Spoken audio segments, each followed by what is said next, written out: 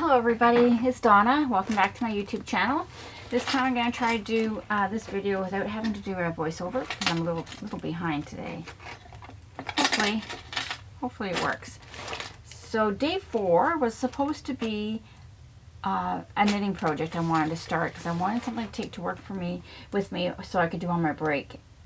Of course I got sidetracked trying to dig out some the knitting needles that I needed. So this is my pouch that I use most of the time for my knitting supplies, like my needles and stuff like that. I love Knitter's Pride. I do have a whole bunch of other straight needles, but I don't use them. Usually I just stick to my interchangeables.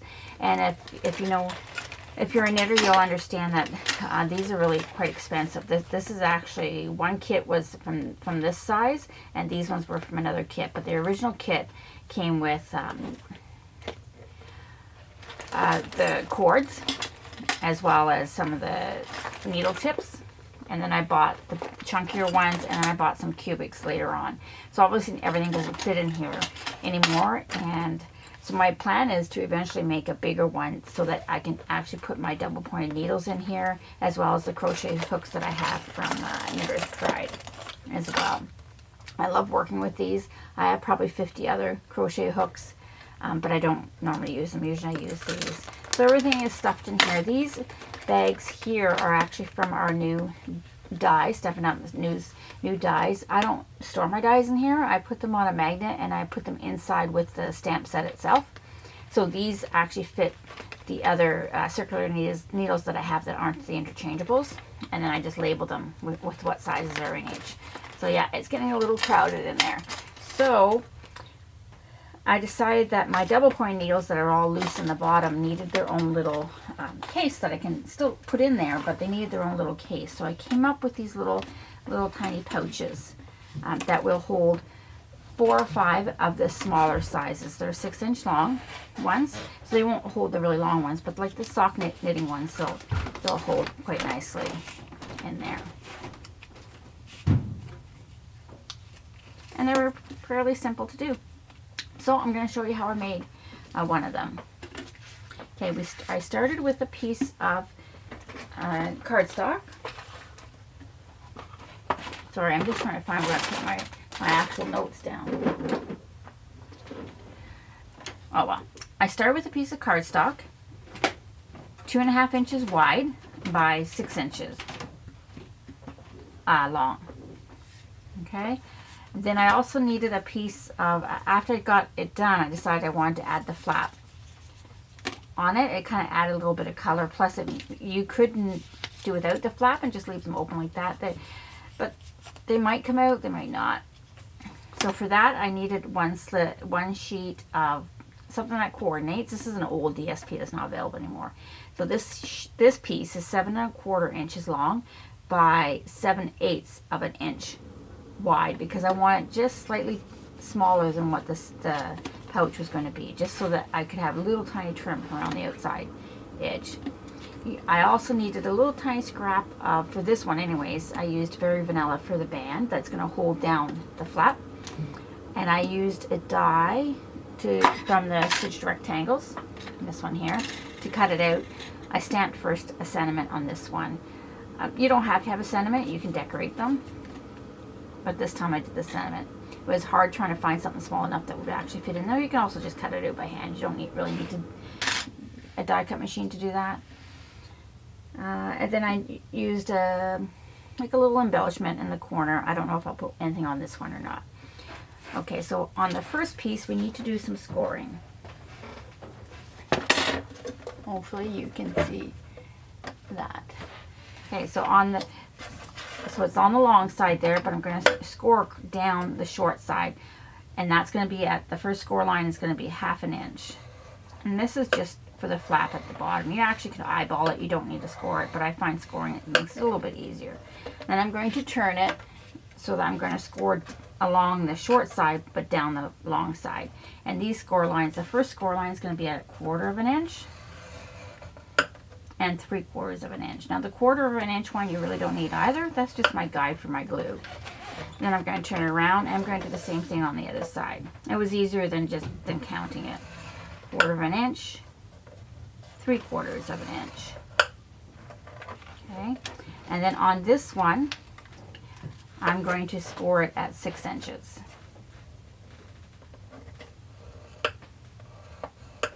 And that's it for our scoring. Okay, now I'm not folding it on the first 2 score lines because that's just more of a guide for where to put the glue or the adhesive. I'm going to score it on the second one on each side, and I'm just going to burnish it.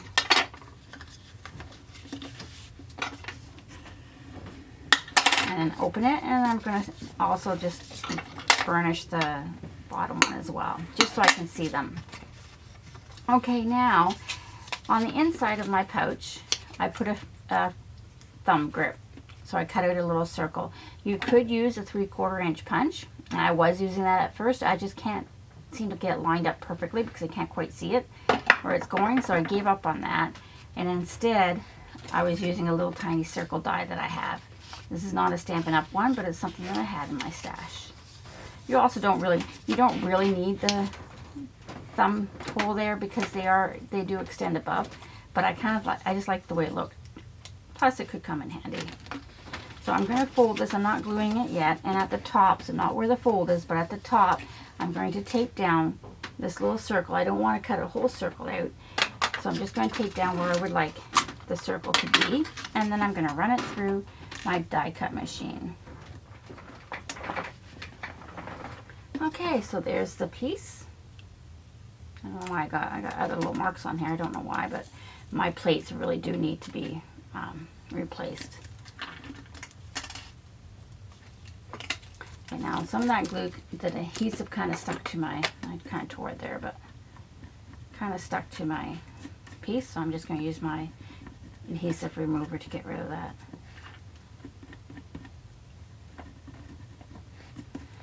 Okay, I don't know why I have these little circles, but I said my plates need to be replaced. I'm not worried too much about it because now we're going to take this and we're going to send it through again using this embossing folder. Now I'm using one that I believe is called the Cable Knit Dynamic. I don't believe it's available anymore, but I'm going to use that one because I thought it was kind of appropriate. You can use anything. It just added a little kind of decorative touch to the pouches, and I'm going to run that through.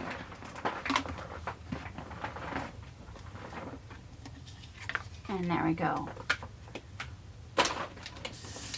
You can barely see the score lines, but they're still there.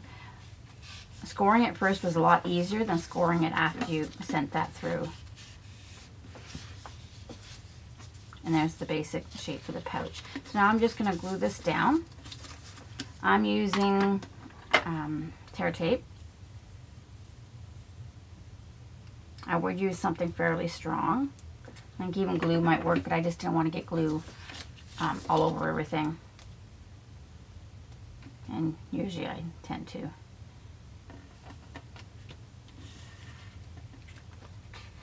I did use even a glue stick at one point. Obviously glue stick that won't hold it down, but it just made it fast.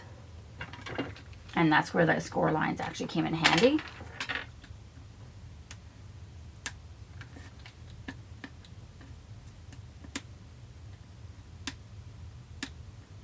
Okay, it doesn't seem to want to release for me.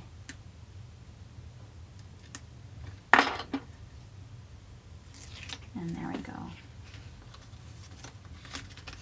And I'm going to use my bone folder just to burnish that so it's really stuck well.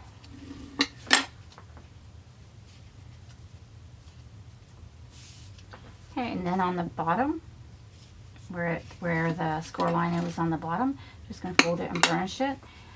But I'm also going to cut off the back piece because that would have just had too much bulk. I'm going to cut off the corners just slightly, just to get rid of some of that bulk as well. Fold the front flap forward so I don't cut it, and just cut off the back flap. I think I'll cut off a little bit more.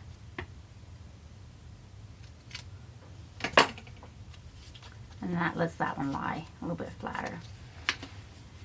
For this one, I'm going to use tear tape as well. Glue probably would be better, but just to make it faster, we'll just use that.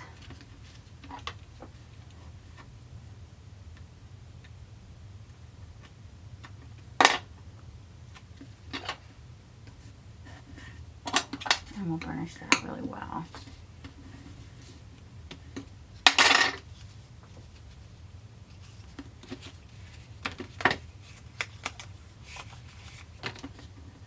Just trying to test to make sure they fit in there nicely, and they do.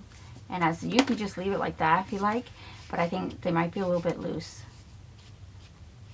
If you wanted them to, the 8-inch ones, you could just make it taller. If you wanted the bigger size millimeters, maybe a little bit wider, but once they get too wide, I don't think a pouch would. You might need a gusset or something in there too, so that they slide in and out nicely.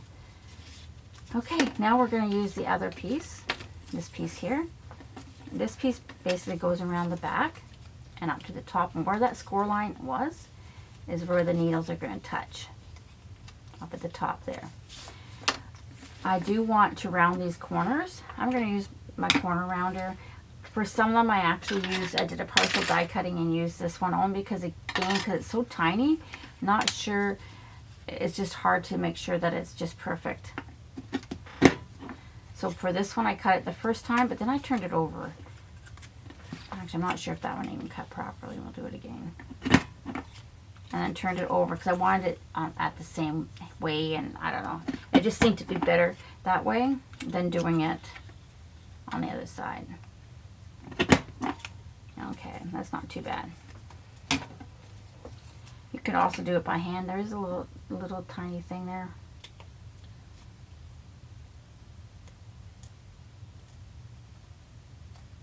It works better when the piece is big enough to go in there. Okay, and then now that would go like that. Now we're going to attach this to my piece. I'm going to leave the needles in there just for a second because I want to make sure that I don't push it too far down, too far. I shouldn't, because it should fit almost perfectly right across there. And I'm going to just use some Tombow for this. Once I have this done, normally I would, it doesn't seem to want to come out, whoops. I would let it sit for a few minutes until it dries rather than continue on, but I'm going to have to just continue on. Glue is, I think, pretty strong.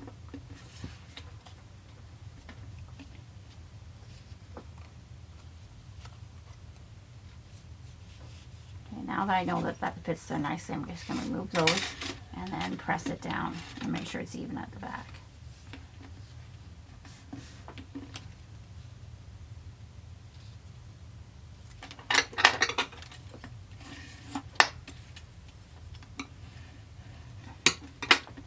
Tombow gives us a little bit more time to move it around. I'm just going to grab a wet one.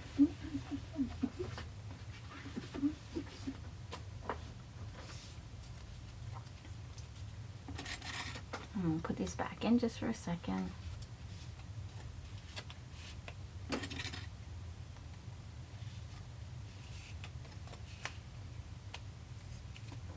Okay, now we just need the band that we're going to use to hold to flip this in. Now you could just put a little cut line there and slide it into a slit. I just found that harder to do, to get the cut just perfectly. So I'm doing the band instead. As I already cut this out, stamped it and cut it out, and the band goes just at the bottom so that you can just slide this in and out of there. Okay, obviously I'm not going to glue the front. Just going to move it around to the back a little bit, like so. Flip it over and glue that down. Now I am going to use tear and tape again. That's a little bit too big, just because it will grab it fast.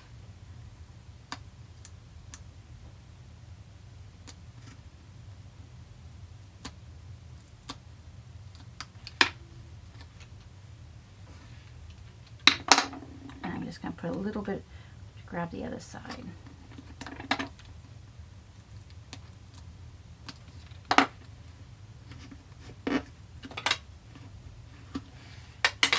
And there we go. There's our little pouch. You can decorate them so many different ways. You can use different embossing folders, different colors, different DSP.